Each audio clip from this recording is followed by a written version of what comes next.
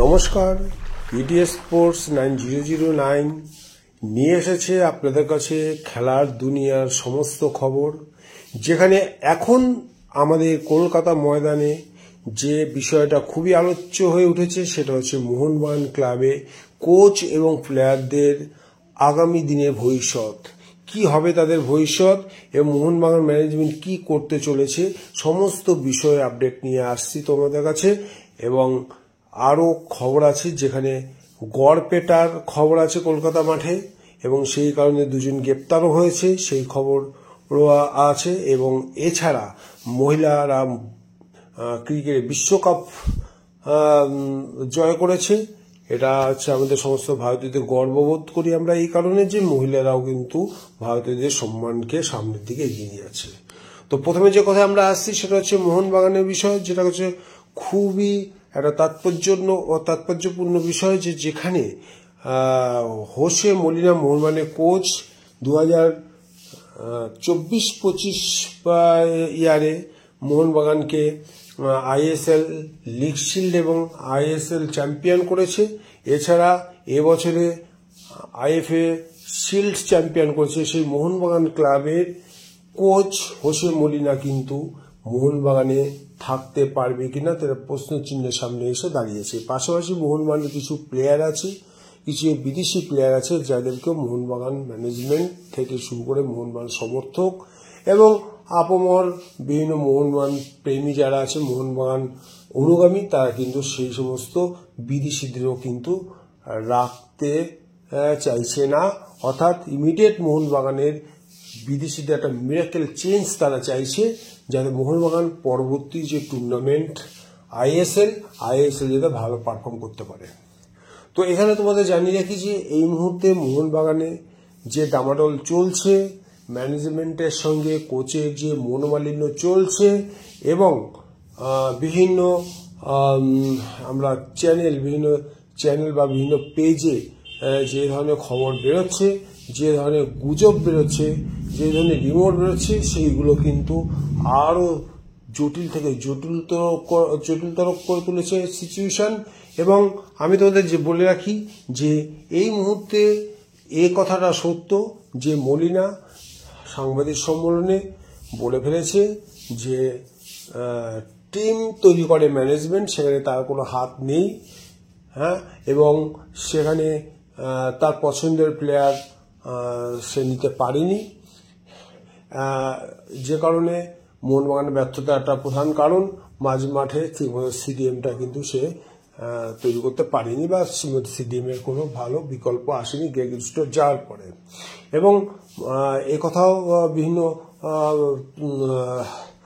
সূত্র থেকে জানা যাচ্ছে, বিভিন্ন সূত্র মারফত জানা যাচ্ছে যে কিছু কিছু বিদেশি প্লেয়ারকে কিন্তু মলিনা রাখতে চায়নি, ম্যানেজমেন্ট জোড়াজুড়ি করার জন্য সেই প্লেয়ারদের কিন্তু রাখতে বাধ্য হয়েছে।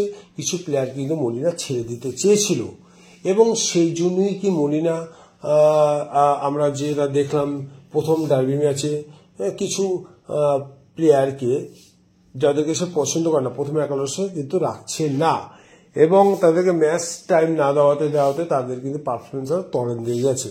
এবং ম্যানেজমেন্টের ঠিক বিপরীতে থেকেই কিন্তু মলিনা কাজ করছিল। এটা কিন্তু তার টিম সিলেকশন থেকে, ফার্স্ট 11 সিলেকশন থেকে কিন্তু আমরা বুঝতে পারছি।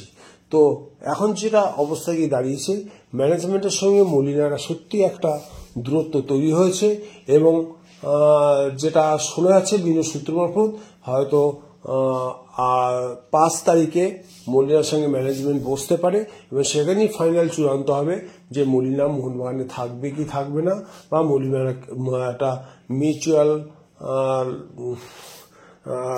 আলোচনার মাধ্যমে হয়তো মলিনাকে ছেড়ে দিতে পারে মোহনবাগান। সেক্ষেত্রে যেটা রিমোট উঠছে যে মোহনবাগানের পরবর্তী কোচ কে হতে পারে। তো মোহনবাগান একবার ট্রাই করেছিল 2025 সালে সার্জিও লেবেরোকে নেওয়ার চেষ্টা করেছিল এবং তাকেই হয়তো মোহনবাগান কন্ট্যাক্ট করছে বা আলোচনা অনেক দূর এগিয়েছে, বিভিন্ন সূত্র মারফত জানা যাচ্ছে। এবং মলিনার পরে হয়তো তাকেই মোহনবাগানের কোচ হিসেবে দেখা যেতে পারে। তো কোচের ব্যাপারটা বোঝা যাচ্ছে যে কোচ ধরে নাও 80% কোচ চেঞ্জ হবেই, কারণ মলিনা মলিনার সাথে ম্যানেজমেন্টের যে দূরত্ব তৈরি হয়েছে, ম্যানেজমেন্ট যে সব ধরনের বিবৃতি দিচ্ছে তারা মলিনাকে সাপোর্ট করছে না, এবং মলিনার ওই আচরণের জন্য কিন্তু ম্যানেজমেন্ট যথেষ্ট ক্ষুব্ধ। ম্যানেজমেন্টের বক্তব্য হচ্ছে যে এটাই যে ম্যানেজমেন্ট বলতে চাইছে যে যখন মোহনবাগান সাফল্যটা পেল, যখন আইএসএল লিগ শিল্ড এবং আইএসএল চ্যাম্পিয়ন যখন হলো, তখন কৃতিত্বটা কিন্তু মলিনাই নিয়েছে। তখন ওই ম্যানেজমেন্টকে কোনো ধরনের কৃতিত্ব দেয়নি। এবং এই মুহূর্তে যখন মলিনা ব্যর্থ হয়েছে, তখন ব্যর্থটা কিন্তু আবার ম্যানেজমেন্টকে ফিরিয়ে দিচ্ছে। তা সাফল্য যখন পাচ্ছ কোচ, তখন তুমি নিজের সাফল্য দেখছো। ব্যর্থতার সময় তুমি বিভিন্ন ধরনের উজুয়াত খাড়া করলে তো হবে না, এটাই হচ্ছে ম্যানেজমেন্টের বক্তব্য। এবং এই ব্যাপারে কিন্তু ম্যানেজমেন্ট যথেষ্ট ক্ষুব্ধ। এবং ম্যানেজমেন্টের বক্তব্য হচ্ছে যে মলিনার সাথে কথা বলেই কিন্তু টিম তৈরি করা হয়েছে, এবং যখন টিম তৈরি করা হয়েছে তখন কেন মলিনা এই টিম নিয়ে খেলাতে রাজি হলো এবং চুক্তিতে সই করলো। তো এখন যখন ব্যর্থ হয়েছে, তখন পুরো দায়টা কেন ম্যানেজমেন্টকে দিচ্ছে, এটাই হচ্ছে গিয়ে ম্যানেজমেন্টের বক্তব্য। তো এই গেল হচ্ছে আমাদের কোচের ভবিষ্যৎ বা কোচ নিয়ে আলোচনা। যদি আসি বিদেশি প্লেয়ারদের ব্যাপারে, তাহলে সেখানে দেখা যাচ্ছে কয়েকটা নাম উঠছে। প্রথমে যে নামটা আসছে সবার আগে, যে কাকে প্রথম রিপ্লেস করা যায়, সে প্রথমেই নাম হচ্ছে দিমিত্রি পেট্রোটাস। কিন্তু এই ব্যাপারে একটা কথা বলে রাখি যে দিমিত্রি পেট্রোটাসকে কিন্তু ম্যানেজমেন্ট ছাড়তে চাইছে না। কারণ দিমিত্রি পেট্রোটাস একটা সময়, যে সময় মোহনবাগানের বিপর্যয় চলে এসেছিল, কোনো ভালো মানের স্ট্রাইকার ছিল না, মিডফিল্ড ছিল না, সেই সময় দিমিত্রি পেট্রোটাস মাঝবার থেকে একদম ফরওয়ার্ড পর্যন্ত সমস্ত দায়িত্ব পালন করে নিজের হাতে অসংখ্য গোল করে এবং টিমকে খেলিয়ে কিন্তু চ্যাম্পিয়ন করে, আইএসএল চ্যাম্পিয়ন করেছে মোহনবাগানকে, এবং সেই বছরই সে কিন্তু গোল্ডেন বুট পেয়েছে। তো এরকম সাফল্য যে প্লেয়ারের আছে, যে মোহনবাগানকে টানা 2 বছর টেনেছে, মোহনবাগানকে সাফল্যের চূড়ায় নিয়ে গেছে, সেই প্লেয়ারটার 1 বছর ব্যাড প্যাস হতেই পারে, এবং তাকে রেখে দেওয়ার পক্ষেই হচ্ছে ম্যানেজমেন্ট সওয়াল করেছে। পাশাপাশি এটাও ম্যানেজমেন্ট বলছে যে দিমিত্রি পেট্রোটাস, হাবাস বা আমরা যদি দেখি ফেরেন্দো, সেই সময় কিন্তু দিমিত্রি পেট্রোটাস ভয়ঙ্কর ছিল। এই কোচের আন্ডারে আসার পর দিমিত্রি পেট্রোটাসের খেলা খুলছে না।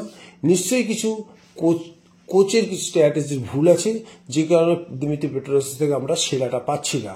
সেই কারণে দিমিত্রি পেট্রোটাসকে রেখে দেওয়ার পক্ষপাতী ম্যানেজমেন্ট।